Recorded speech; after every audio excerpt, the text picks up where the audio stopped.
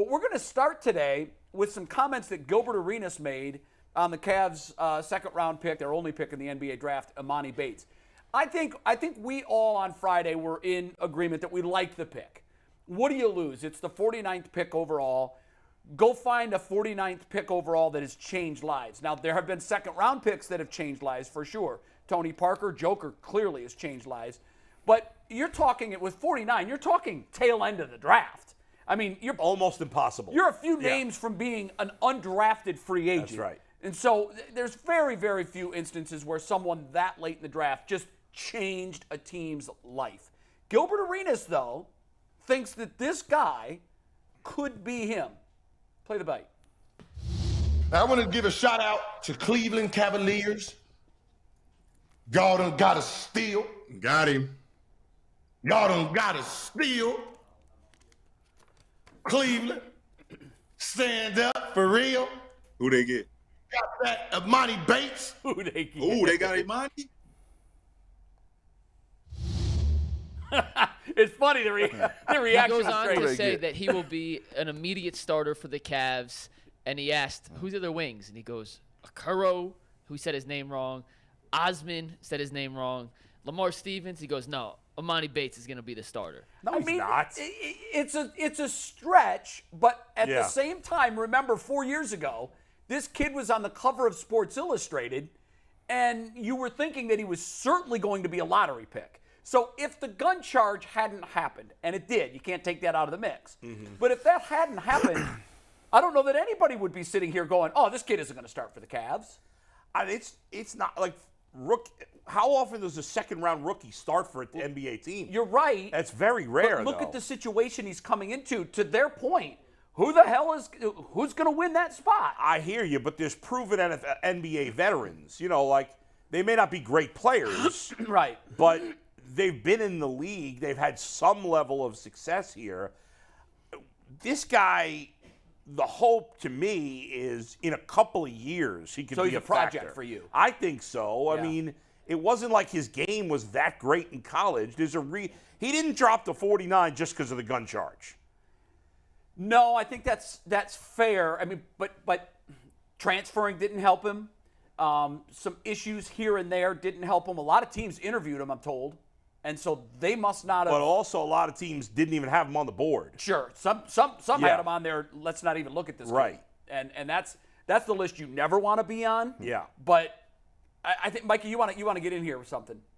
Yeah, so this whole topic, and we're going to get into it, stemmed from something G. Bush had told us last week, and then Gilbert doubled down that he thinks Bates could be a starter and an immediate impact player for the Cavaliers this season. So we went on YouTube into our members-only post, and we asked the members here. Whenever we do that, it's brought to us by PCC Airfoils. And I want to read their answers because it led to this topic. But if you're looking for a job with career advancement and great benefits, PCC Airfoils is a leading manufacturer in Northeast Ohio. All locations of PCC Airfoils in Eastlake, Menor, Wickliffe, and Minerva are hiring for all positions starting at $18 and up, plus full benefit packages, paid time off, and a signing bonus. You can apply online at precast.com/careers to learn more. So G said he could be a starter, an immediate contributor. So I went out to our YouTube poll, our communities only tab, and said, hey guys, what do you think is a realistic expectation for Emoni Bates as a rookie? And I'm just going to read a couple answers real quick because they were all in line with what G thought and what Earl thought when I asked him this weekend. Earl said if he gets 10 points per game,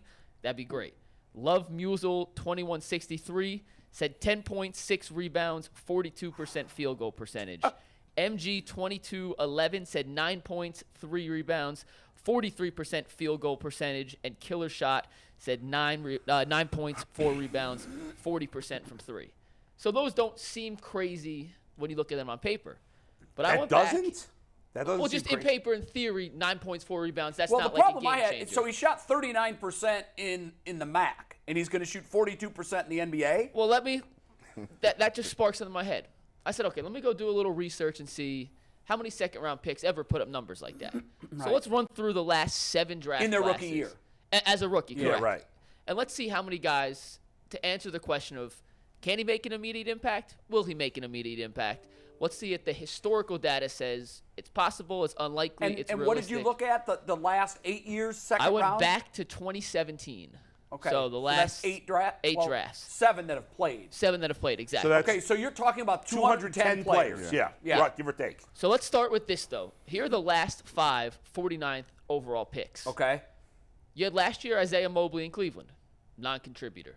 Marcus Zagorowski has never played a minute in the NBA. I didn't even know he was in the NBA. Isaiah was an Joe accountant. is a 11th, 12th guy in Philadelphia. He's had a couple good games in the NBA at the end of season when it's garbage time. Quindary Weatherspoon and Chimezie Metu both went to San Antonio. Neither has ever done anything in their careers. So just look at the last 5 49th picks.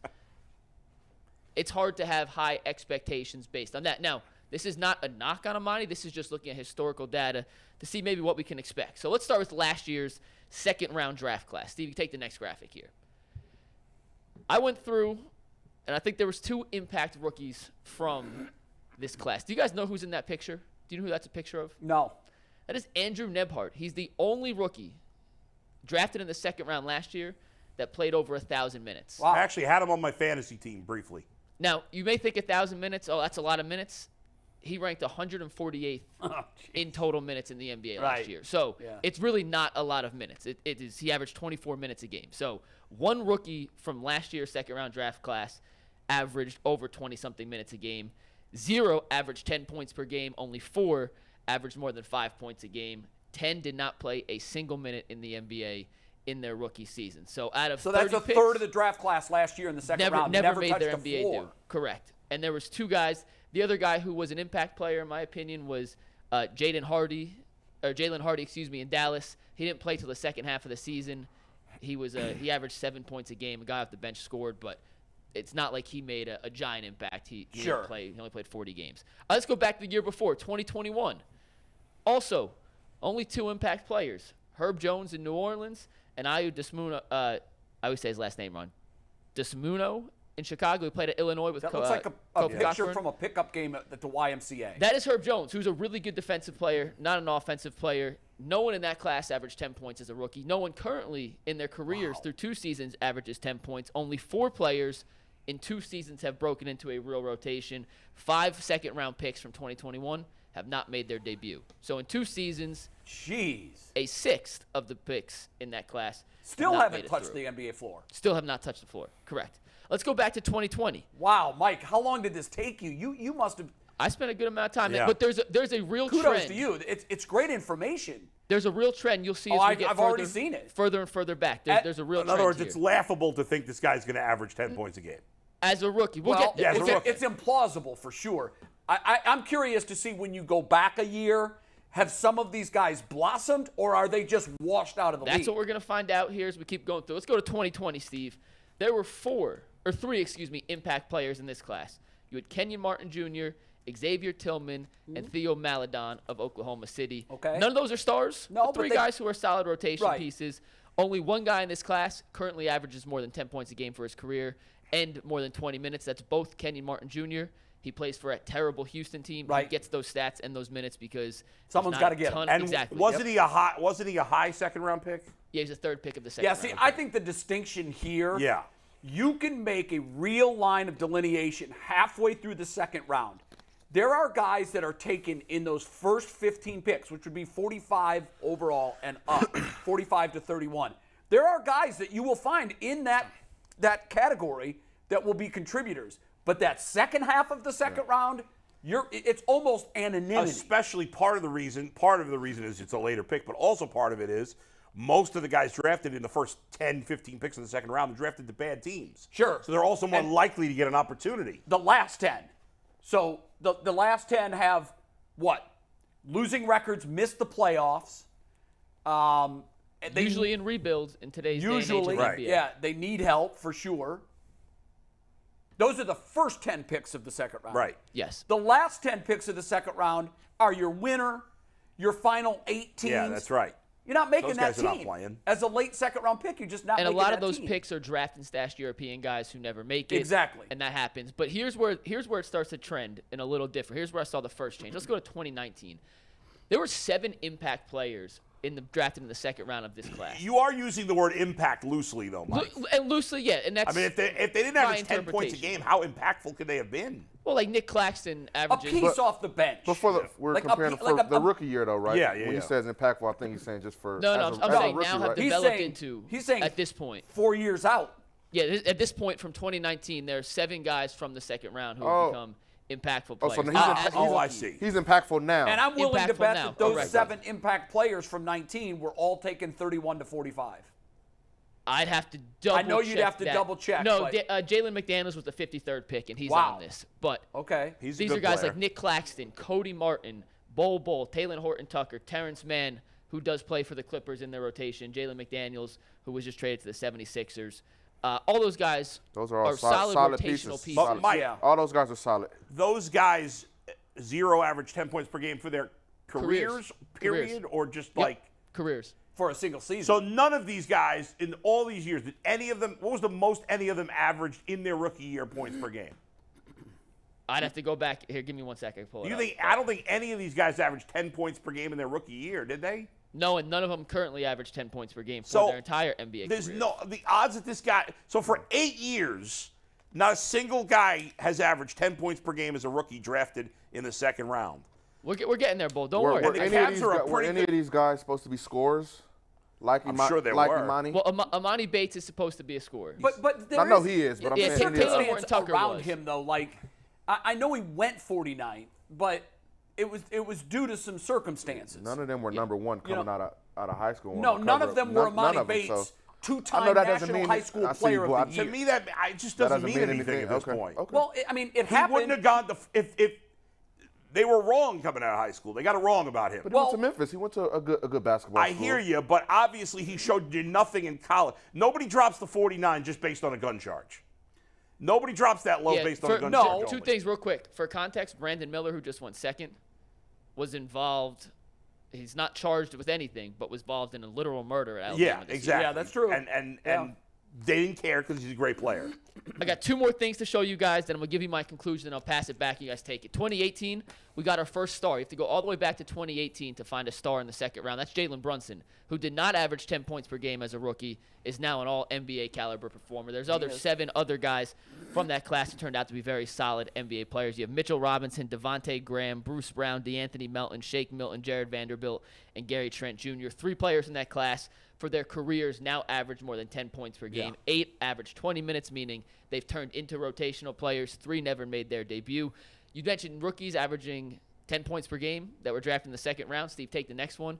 Going back to 2016, only 3 rookies drafted in the second round have ever averaged more than 10 points a game. That was Eric Paschal in 2019. He averaged 14. Malcolm Brogdon, the year he won Rookie of the Year, averaged 10.3. And Theo Maledon averaged 10.2 in 2020. That's it. Over That's 240 yeah. players, 3 second-round picks So- going back to 2015 have averaged 20. So in conclusion, Yes. take it, Steve.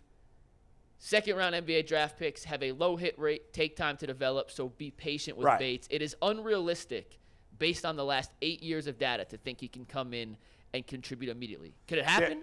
Absolutely. The odds of Absolutely, him but the averaging odds do not stack up in his favor. The to be odds an of him immediate averaging contributor. 10 points. Sorry, Mike. The odds of him averaging 10 points a game as a rookie. I mean, maybe 3-4 years ago, 3-4 years from now, he'll become a good player. Right. But the odds of him being averaging 10 points a game as a rookie has to be like 10,000 to 1, maybe even greater than that. It's a long shot. I don't know if Yeah. I'd say 10,000 to 1. If you give me 10,000 to 1 odds, I'll say he's going to do it because it's a flyer. But here's my Sure. Here's the thing about it, Bull, and I'm with you. But I think if they get 6 points a game out of this guy, That's great. It's a win. A total It win. is because I think the question on our rundown this morning was, what are your realistic expectations? I think that is realistic, and here's why. In this lineup, he is what they need. Would you Potentially. agree? I mean, there's some potential Well, there. if you look at like what he is, like who is he? If you talk about the player that he is, it does fit the definition of the player they need.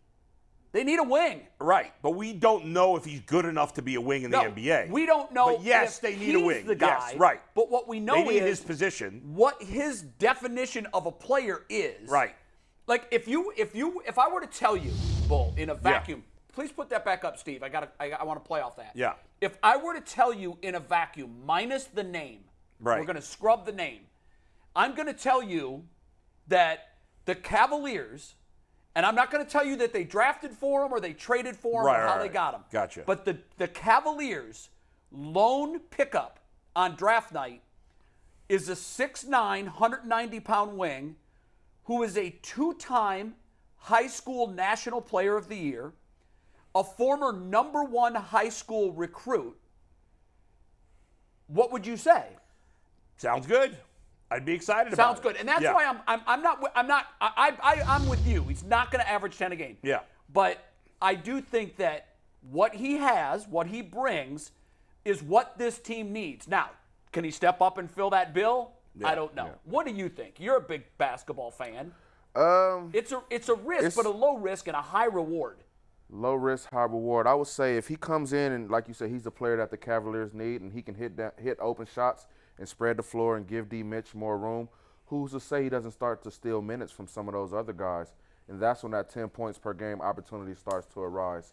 So I'll give it a little bit of time. I just don't want Cavs fans to – all the stuff you name is the reason why I think Cavs fans are going to have too high of expectations too fast and not give them the chance to develop and expect instant don't results. expect There should be no expectations. There should be no I agree with expectations. you. But Scrub the expectation. but yet, I know because- this fan base and they're eager right now. Yeah. And I they're know. hungry. They're on the edge of their seats Yeah. for anything, any Right. little excitement. Look how excited we're getting over a 49th overall pick. So I know Right. the expectations are going to be high. Yeah. But You've learned this fan base very I've learned well them. in a short I see period how of they time. turn on people, and I see how Rabid. excited they get when they're rabid. By the way, forget 10 points a game. If he averages 10 minutes a game, that's a win. I would say that's if a he win. averages 10 minutes, forget the points. But here's the thing, Bull. I think he's going to get real opportunity. Who minutes do you think he steals? Well, I think it's going to be a combination. I still don't think they have their step-up wing. I don't. I mean, we keep saying, we saw stretches last year where it was this one or that one. We're like, hey, he's turned the corner. Bullshit. No. Nobody turned the corner. Somebody. No, there's opportunity. They had a stretch of nice games. Yeah. But, I mean, Okoro is not that guy. He's not going to be the guy that answers all these questions. No. He's proven that. There's an opportunity for him because they don't have a great guy at And that that's spot. why I think he'll get Right. minutes. But he'll he's get an ve- opportunity early. Clearly, he's very immature, has a lot of growing up to do. If he can do that, he'll get it. JB's not going to play him. They're a team that is, we may not care, at least I may not care about the regular season next year. If they don't make any significant changes, the regular season means nothing to me. See, Right. I'll see you in the playoffs. Sure. But he does, and he's not going to play this guy if he doesn't think he's ready to play in an NBA game. Yeah. Earl wants to hop in here. What's up, Go Earl? ahead. All right, so this was the text exchange between me and Mike. This is what I said. I said the first goal should just be making a roster. If he plays 10 minutes a game and scores 10 a game, that's going above expectations. I see his potential, but I'm cautiously optimistic. To me, I feel like there's an opportunity for him to get real playing time simply because even though he's immature, he's already there's things that he can do that Isaac Okoro, Cedi Osman, Dean Wade, and Lamar Stevens just can't do. But you don't. Facts. But we don't know that he can do any of those things in the NBA, Earl. We don't know. We don't know he's that, but we so don't know that raw. about I mean, any he's playing player at until they a step on low. the court. He's playing in the MAC. He was just playing in the MAC. To think he's going to get significant minutes on a team that finished in the top 4 in the East. We may be down on them because of how the playoffs went. They still finished 4th in the East. The idea that this, what is he, 19, 20? 19, I think. Some 19-year-old kid drafted 49th who was playing in the MAC last year, who's been in trouble off the court, is all of a sudden going to play a lot of minutes. I don't see it. Maybe second half of the year. You don't like the wrinkle MAC? into the mix that Boogie. I'm down with the MAC. You But don't like the MAC. That's a big step from the MAC to the NBA. But a lot of players have to take Antonio big, Daniels, a lot of players have to take Antonio big steps. Daniels had a great NBA career. But There's again, been a lot of guys I'm on the not MAC saying that he have had- won't have a good career at some point. Right. I'm saying to expect too much as a rookie is crazy. That's fair. Yeah. But I will say this, and I want you to weigh in on this. I want everybody here on this panel and everybody watching, close your eyes and reimagine your 19-year-old body. I wish. For context, Bull, you're funny. For context, I'm 195 pounds right now. At 19, I was 160 pounds. Well, that's not a huge difference. No, but I mean, if I were to show you a picture of myself at 19, I was a tall McNuggets. That's what I looked like. This kid clearly hasn't grown into his man body. His biceps look like the size of someone's cat. I mean, his biceps, I'm afraid for him. Like this, Yeah. the NBA can be a physical game at his size and Yeah. position. And He's going to get bullied. I mean, big time. well, I think physically you're right. Yes. But I also think it's realistic to expect as he develops into his man body and gets chestier and more upper body, who knows? We don't know what a 19-year-old develops to at 22. Right. Everybody's different. Everybody. Sure. When it comes to conferences, I will give you that. Yeah. As him going to the MAC as opposed to an SEC school or Yeah. ACC school, the training regimen and the things that these players have available to them is so different. It is, So you're now he's going to the best of the best, and I'm sure he knows he needs to get in the weight room and get stronger if he wants to contend and be able to play at an NBA level. Yeah, I think realistically, I know that the 10 points per game Yeah. is not even optimistic. It is wildly optimistic. Right. Plausible, but highly doubtful. Yeah. I think if we set this kid's realistic expectations between 6 to 10 minutes and 4 to 6 points per game, That's because a he win. might have games where you don't even see him. Right. You know, Especially early in the season. I can't imagine him playing much early. I can't either. But if he averages 6 to 10 minutes and 4 to 6 points, to me that's a win. Out of the 49th I agree. pick, that's Mikey, a win. when does the summer league start? Next month? In July. Yeah. Yeah, early July. So we're maybe a week or two away Yeah. from the start of the summer league. I'll tell you the first summer league game. I flush the summer league. I don't even think about it. I Right. don't care about it. I don't want to watch it.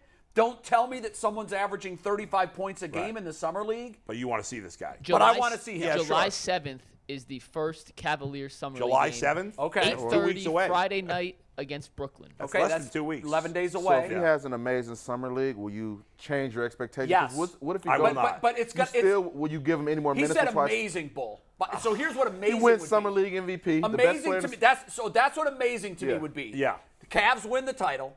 He averages 25 points per game. He proves that he can play with all of these. These are his. His peer, his His Do peers, the peers, best yeah. rookies all play income- there? Often no. Say it again, Right? Bull. The top rookies Top will not rookies don't play play, there, No, right? all the rookies They do? play. They do. No, in the Has summer there league they been a do. case where in the summer league that like the number 1, number 2, number 3 picks said no, I'm not going? No, they typically play unless they're hurt. they? Wemby- Mike, Okay. what would you Wemby say the makes- percentage chances of Emoni Bates being the MVP of the summer league?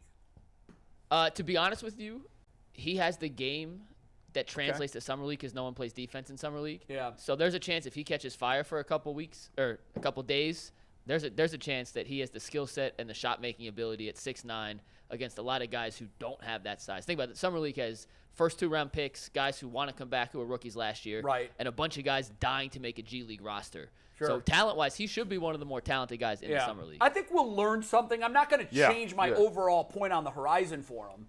I'm not going to say if he is the MVP that now I expect him to average 12 a game and be a major contributor. Yeah. But I think if he performs on the higher end and is in You'll the be more excited. 18 to 20 Yeah. point per game range, it will certainly add to the intrigue and my interest in him. Yeah, maybe I'm just drinking the Kool-Aid because I think I'm kind of high on him just because I know there's talent there. Yeah. And situations matter and circumstances matter. And unfortunately, he made a mistake and then he transferred and then his teammates might have been as good as he would have played with at Memphis, which would increase his value. So a lot of things go into it. So Yeah.